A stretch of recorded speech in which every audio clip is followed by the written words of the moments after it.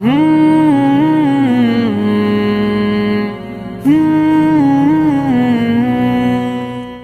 পাক পৃথিবীর বুকে মানুষকে যতই দৌলত দিয়েছে, মানুষের কাছে সব থেকে বড় দৌলত হচ্ছে ঈমান। মুসলমানও মানুষ, খ্রিস্টানও মানুষ, ইহুদিও মানুষ, নাসারাও মানুষ।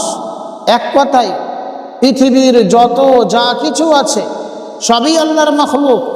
কিন্তু মখলুকাতের মধ্যে যেমন শ্রেষ্ঠ মানব, মানব জাতির মধ্যে শ্রেষ্ঠ হচ্ছে মুসলমান।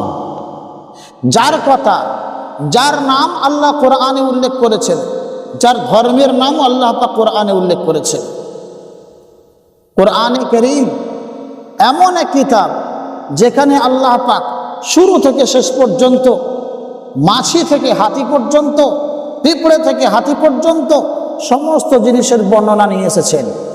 এমন মহাগ্রন্থ আল কোরআনে কারীমের মধ্যে আল্লাহ পাক এই কোরআনে কারীমকে অনুসরণ করেনেওয়ালাদের নাম, অর্থাৎ যারা কোরআনে কারীমের অনুসারী হবে তাদেরও নাম বর্ণনা করেছেন এবং তাদের ধর্মের নামও বর্ণনা করেছে। পৃথিবীতে আমরা দেখেছি হিন্দু ধর্ম, খ্রিস্টান ধর্ম, ইহুদি ধর্ম, বৌদ্ধিস্ট ধর্ম, প্রত্যেক মানুষ বিভিন্ন ধর্মে বন্টন হয়ে গেছে তো বটে, কিন্তু এগুলো তাদের ধর্মগ্রন্থ থেকে তাদের নাম লেখা হয়নি, তাদের নাম রাখা হয়নি। যেমন হিন্দুদের কিতাব গীতার মধ্যে ওই ধর্মের নাম যে হিন্দু এটার উল্লেখ নাই। খ্রিস্টানদের কিতাব বাইবেলের মধ্যে তাদের ধর্মের নাম খ্রিস্ট, এটা লেখা নাই। ইহুদিদের মধ্যে ইহুদিদের ধর্মগ্রন্থ তাওরাত, তাদের তাওরাতের মধ্যে তাদের ধর্মের নাম ইহুদি থাকবে, এটা হয়নি। এই সমস্ত ধর্মগুলো প্রত্যেক মানুষ নিজে নিজে নাম গড়ে নিয়েছে। কিন্তু আমরা এমন এক জাতি যে আল্লাহ পাক আমাদেরও নাম কোরআনের মধ্যে রেখেছেন। আমরা যারা কোরআনের অনুসারী এবং আমাদের মাযহাবের নামও আল্লাহ পাক কোরআনে রেখেছেন। কোরআনে কারীমের মধ্যে আল্লাহ পাক বলেন, হুয়া সাম্মাকুমুল মুসলিমিন, আল্লাহ পাক তোমাদের নাম মুসলমান রেখেছেন। আর যারা এই ইসলাম ধর্ম অবলম্বী, কোরআনে অবলম্বী, কোরআনকে মেনে চলে, এদের ধর্মের নাম ইন্নাদ্দীনা ইনদাল্লাহিল ইসলাম, নিশ্চয়ই আল্লাহর কাছে মনোনীত ধর্ম হলো ইসলাম ধর্ম। সুতরাং এক কথাই আমরা বুঝতে পারি, আমাদের নাম যেমন মুসলমান, আমরা ইসলাম ধর্মের অনুসারী, দুটোই কোরআনের মধ্যে উল্লেখ আছে। আল্লাহ পাক এই কোরআনে কারীমের মধ্যে মানব জাতিকে চলার পথ বলেছেন। অর্থাৎ মানব জাতি দুনিয়াতে আসার পরে দুনিয়ার মোহে থেকে কিভাবে বাঁচবে, আখিরাতের দিকে কিভাবে অগ্রসর হবে, আল্লাহ দুটোর কথাই কোরআনে বলেছেন। তাই আল্লাহ পাক বিভিন্ন সময়ে মানুষকে বিভিন্ন ধরনের গাইডলাইন দিয়েছে যে মানুষ আল্লাহর নৈকট্য লাভ কিভাবে করবেন, দুনিয়া থেকে মানুষ পরলোকের দিকে, দুনিয়া থেকে আখিরাতের দিকে ধাবিত কেমনভাবে হবে। আল্লাহ পাক পবিত্র কালাম পাকে সূরা বাকারার মধ্যে আল্লাহ ঘোষণা দিলেন, ইয়া আইয়ুহাল্লাযীনা আমানু কুতিবা আলাইকুমুস সিয়াম কামা কুতিবা আলাল্লাযীনা মিন ক্বাবলিকুম লাআল্লাকুম তাত্তাকুন। আল্লাহ বললেন, হে ঈমানদারগণ, কুতিবা আলাইকুমুস সিয়াম, তোমাদের উপরে রোজাকে ফরজ করা হয়েছে, কামা কুতিবা আলাল্লাযীনা মিন ক্বাবলিকুম, যেমন তোমার পূর্ববর্তী মানুষের প্রতি রোজাকে ফরজ করা হয়েছিল। মনে রাখতে হবে, আমাদের পূর্বে যে সমস্ত উম্মতেরা এসেছেন, যে সমস্ত নবীগণ এসেছেন এবং যে সমস্ত নবীর অনুসারীরা এসেছে, তাদের উপরেও একরকম রোজাকে ফরজ করা হয়েছিল। তাদের রোজার তারতম্য, তাদের রোজার সিস্টেম আর আমাদের রোজার সিস্টেমের মধ্যে পার্থক্য তো অবশ্যই আনা হয়েছে, কিন্তু রোজা তাদের উপরেও ছিল, আমাদের উপরেও আছে। নামাজ তাদের উপরেও ছিল, আমাদের উপরেও ফরজ করা হয়েছে। যাকাত তাদের উপরে ফরজ করা হয়েছিল, আমাদের উপরেও ফরজ করা হয়েছে, কিন্তু সিস্টেমটা ভিন্ন ভিন্ন ছিল। প্রত্যেক যুগ অনুপাতে সিস্টেমটা চালু করা হয়েছিল। এটাও আল্লাহ তাআলার পক্ষ থেকে। আল্লাহ বললেন কি, কুতিবা আলাইকুমুস সিয়াম, তোমাদের উপরে রোজাকে ফরজ করা হয়েছে কেমন, কামা কুতিবা আলাল্লাযীনা মিন ক্বাবলিকুম, যেমন তোমাদের পূর্ববর্তী মানুষের উপরে রোজাকে ফরজ করা হয়েছিল। মুফাসসিরিনগণ লেখেন, পূর্ববর্তী মানুষের উপরে আল্লাহ পাক আশুরার রোজাকে ফরজ করে রেখেছিল, অর্থাৎ মুহররমের দিনে যে আমরা রোজা রাখি সুন্নাত হিসাবে, সেই রোজাকে আল্লাহ পাক পূর্ববর্তী মানুষের উপরে ফরজ করে রেখেছিল।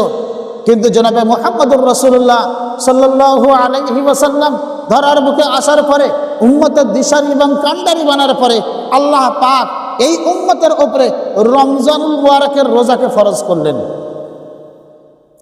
তাহলে এই আয়াতের দ্বারাই বোঝা গেল যে পবিত্র রমজান মুবারকের মাস আল্লাহ তাআলা পবিত্র রমজান মুবারকের মাসে আল্লাহর তরফ থেকে অসংখ্য নিয়ামত দান করা হয়েছেন, তার মধ্যে সর্বশ্রেষ্ঠ নিয়ামত হলো রোজা।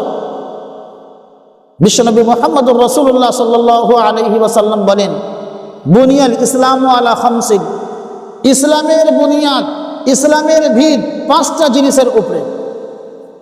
শাহাদাতি আল্লাহ ইলাহা ইল্লাল্লাহ, নাম্বার 1 আল্লাহর ঐক্যের সাক্ষী দেওয়া, আল্লাহকে এক ও দ্বিতীয় বলে মেনে নেওয়া, ওয়া আন্না মুহাম্মাদুর রাসূলুল্লাহ, এবং জনাবে মুহাম্মদুর রাসূলুল্লাহ সাল্লাল্লাহু আলাইহি ওয়াসাল্লামকে তার প্রেরিত রসুল এবং তার বান্দা হিসেবে মেনে নেওয়া। যখনই আমরা কলেমা পড়ব লা ইলাহা ইল্লাল্লাহু মুহাম্মাদুর রাসূলুল্লাহ, অর্থাৎ আমরা মুসলমান হয়ে গেলাম, সঙ্গে সঙ্গে আমাদের উপরে ফরজ হলো ওয়া ইকামিস সালাহ, নামাজ প্রতিষ্ঠিত করতে হবে। পৃথিবীর বুকে এমন কোন ইমানদার নাই যার উপরে নামাজ ফরজ নাই, বরং ঈমান আনার সঙ্গে সঙ্গে প্রত্যেক মানবের উপরে নামাজ ফরজ হয়ে যায়। তাই আমাদেরকে লক্ষ্য করতে হবে যে ইসলাম আমাদের কাছে কি চাই। আল্লাহ পাক যখন আমাদের নাম মুসলমান রাখলেন, আল্লাহ পাক যখন আমাদের ধর্ম ইসলাম বানালেন, তাহলে সেই ধর্ম ইসলাম আমাদের কাছে কি চাই। রসুল বললেন, তোমাদের এই ইসলাম ধর্মটাকে 5টা জিনিসের দ্বারা সজ্জিত করা হয়েছে, অর্থাৎ ইসলামকে পূর্ণাঙ্গ 5টা জিনিসের উপরে বুনিয়াদ রাখা হয়েছে। নাম্বার 1 কলেমা পড়া, নাম্বার 2 নামাজ কায়েম করা, নাম্বার 3 ওয়া ইতাইজ যাকাত, যাকাত প্রদান করা। আপনি মালদার, আপনাকে ধনসম্পদ দান করা হয়েছে, আপনি বহু সংখ্যক ধনসম্পদের মালিক, সেই ধনসম্পদ জমাতে জমাতে, গচ্ছিত ধনসম্পদ জমাতে জমাতে আপনার 1 বছর পার হয়ে গিয়েছে। আল্লাহর তরফ থেকে ফেরেশতা ঘোষণা দেয়, ওগো আল্লাহর বান্দা, তোমাকে আল্লাহ পাক মাল দিয়েছেন, তোমাকে আল্লাহ পাক ধনসম্পদ দিয়ে দান করেছেন, তাহলে তোমার উপরে ফরজ হচ্ছে সেই ধনসম্পদের যাকাত আদায় করা। সুতরাং তুমি আল্লাহর পক্ষ থেকে নিজের মাল থেকে যাকাত আদায় করে দাও। এটাও একটা আমানত। ওয়া ইকামিস সালাহ ওয়া ইতাইজ যাকাত ওয়াল হজ, তদ্রুপ হজ করা, অর্থাৎ মানুষের কাছে, যদি কোনো মানুষের কাছে বাইতুল্লাহ পর্যন্ত সুষ্ঠুভাবে পৌঁছানো এবং বাইতুল্লাহ থেকে ফিরে আসার কোনো সমর্থ থাকে, তার উপরে হজ ফরজ হয়ে যায়। সর্বশেষে ওয়া সাওমি রমাদান, পবিত্র রমজান মুবারকের রোজা রাখা। এটা শাবান মাস প্রায় শেষের দিকে, আর কয়েকদিন পরে রমজান মাস শুরু হয়ে যাবে। তাই আমাদের এখন থেকে প্রস্তুতি গ্রহণ করতে হবে যে আমাদের মধ্যে যেন কোনো মানুষ বাকি না থাকে যে রমজান মুবারকের মাস এসেছে অথচ সেই ব্যক্তি রোজা রেখে নিজেকে কামিয়াব করতে পারল না।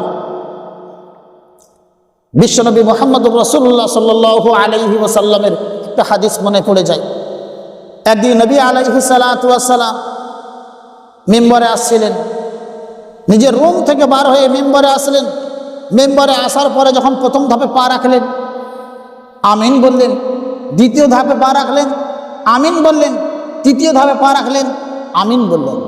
আল্লাহ নবী সাল্লাল্লাহু আলাইহি ওয়াসাল্লামের জীবদ্দশায় অনেক জুমা পড়িয়েছেন, অনেকবার মসজিদে প্রবেশ করেছেন, কোনোদিন এমন ঘটনা ঘটতে দেখেনি সাহাবীরা, কিন্তু আজ এমন এক ঘটনা ঘটতে দেখেছে যে ঘটনা ইতিপূর্বে ঘটেনি। সাহাবায়ে কেরাম রাদিয়াল্লাহু তাআলা আনহুম বড় আশ্চর্য হলেন। সাহাবায়ে কেরাম রাদিয়াল্লাহু তাআলা আনহুম বড় আশ্চর্য হলেন। আশ্চর্য হওয়ার পরে পরবর্তীতে সাহাবায়ে কেরাম রাদিয়াল্লাহু তাআলা আনহুম রাসূলুল্লাহ সাল্লাল্লাহু আলাইহি ওয়াসাল্লামকে জিজ্ঞাসা করলেন, ইয়া রাসূলুল্লাহ, ইয়া হাবিবাল্লাহ, আপনার পিছনে আমরা দীর্ঘদিন আছি, আপনার সঙ্গে আমরা দীর্ঘদিন আছি, আজকে আপনার সঙ্গে ঘটে যাওয়া এমন কিছু কাজ আমরা দেখে আশ্চর্য হয়েছি যে কাজগুলো ইতিপূর্বে দেখা যায়নি। ইয়া রাসূলুল্লাহ, আপনি যখন মসজিদে প্রবেশ করলেন, আপনি যখন মেম্বারে উঠলেন, প্রথম ধাপে আমিন বললেন, দ্বিতীয় ধাপে আমিন বললেন, তৃতীয় ধাপে আমিন বললেন, এর কি কারণ? আল্লাহ নবী সাল্লাল্লাহু আলাইহি ওয়াসাল্লাম বললেন, শোনো, আমি যখন মসজিদে প্রবেশ করলাম, মেম্বারের কাছাকাছি পৌঁছালাম, জিবরিল আমিন আলাইহিস সালাতু ওয়াস সালাম আল্লাহর পক্ষ থেকে এসে বললেন, ইয়া রাসূলুল্লাহ, ইয়া হাবিবাল্লাহ, আল্লাহর পক্ষ থেকে নির্ধারণ করা হয়েছে 3 ব্যক্তির ধ্বংসের জন্য। আমি যখন প্রথম ধাপে পা দিলাম, আমাকে আল্লাহর ফেরেশতা জিবরিল আমিন বলল, ইয়া রাসূলুল্লাহ, ইয়া হাবিবাল্লাহ, ওই ব্যক্তি ধ্বংস যে ব্যক্তি আপনার নাম শোনার পরে দরুদ পড়ল না। আমি বললাম, এটা তো ভালোই জিনিস, নাম শোনার পরে দরুদ পড়বে না, সেই ব্যক্তি ধ্বংস। তাই আমি আমিন বলে দিলাম। নবী আলাইহিস সালাতু ওয়াস সালামের নাম যদি কোথাও নেওয়া হয়, কোথাও চর্চা করা হয়, সেই মজলিসের একজনের উপরে ও দরুদ পড়া ফরজ হয়ে যায়। আল্লাহ নবী সাল্লাল্লাহু আলাইহি ওয়াসাল্লাম যখন দ্বিতীয় ধাপে পা রাখলেন, আমিন বললেন।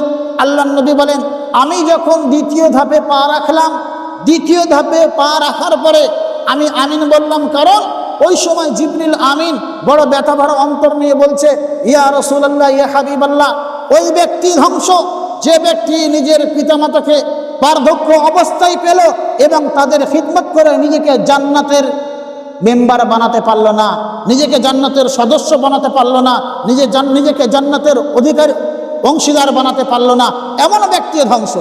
আমি তো রসুল জানি মা হারা কি ব্যথা, আমি তো রসুল জানি বাপ হারা কি ব্যথা, আমি তো রসুল জানি পিতা হওয়া কি ব্যথা, আমি তো রসুল জানি মা হওয়া কি ব্যথা, আমি কেন আমিন বলবো না? তখন আমি রাসূলুল্লাহ আমিন বলতে বাধ্য হলাম। আবার রাসূলুল্লাহ সাল্লাল্লাহু আলাইহি ওয়াসাল্লাম যখন তৃতীয় ধাপে পা রাখলেন, এই তৃতীয় ধাপে পা রাখার সময় তিনি আমিন বললেন।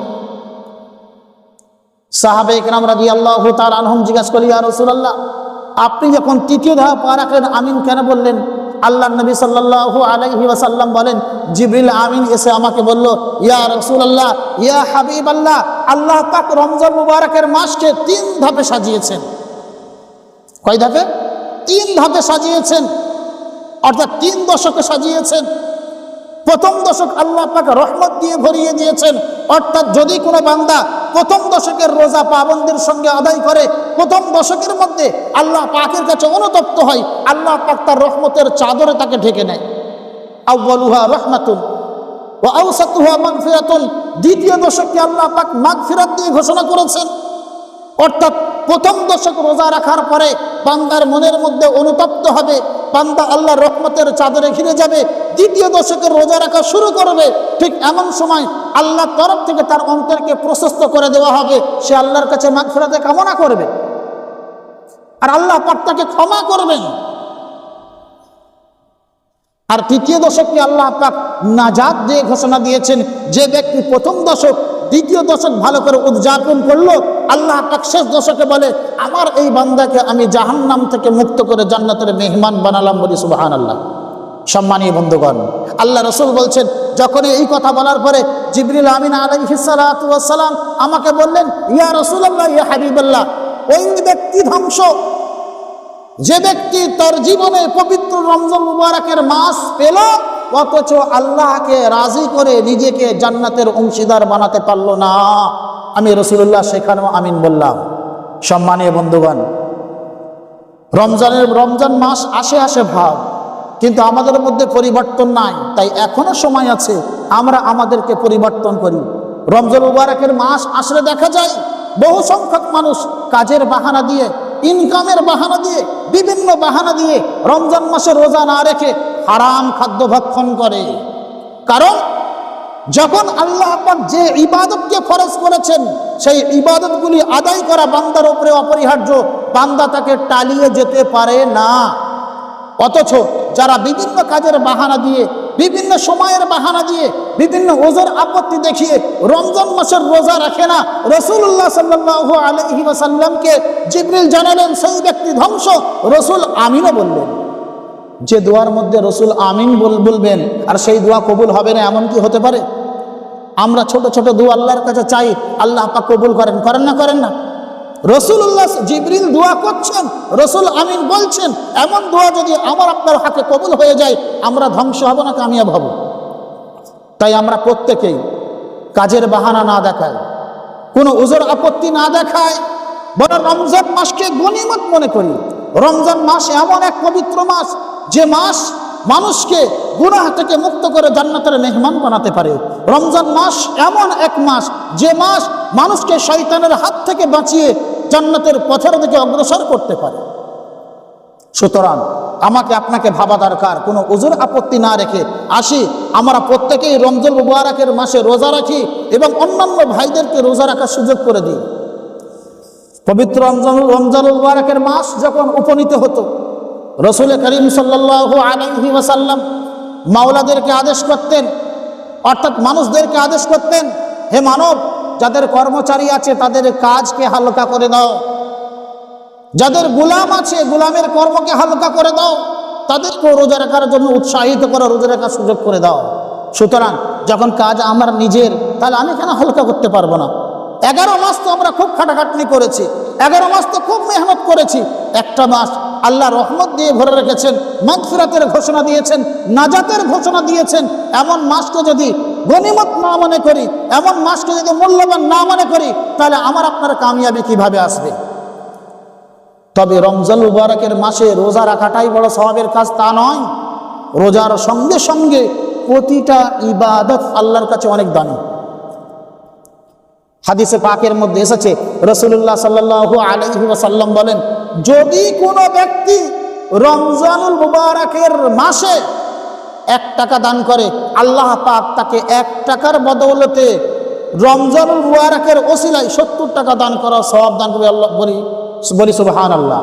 তদ্রূপ যদি কোনো ব্যক্তি একটা ফরজ ইবাদত করে, 1 রাকাত ফরজ নামাজ পড়ে, আল্লাহ পাক 70 রাকাত ফরজ নামাজ পড়ার তাকে সওয়াব দান করে। এত অগণিত ফজিলত। তার সঙ্গে সঙ্গে এমনকি রোজাদারকে ইফতার করানো, রোজাদারকে ইফতার করানোর সম্পর্কে রাসূলুল্লাহ সাল্লাল্লাহু আলাইহি ওয়াসাল্লাম বড় সওয়াবের ঘোষণা দিয়েছেন।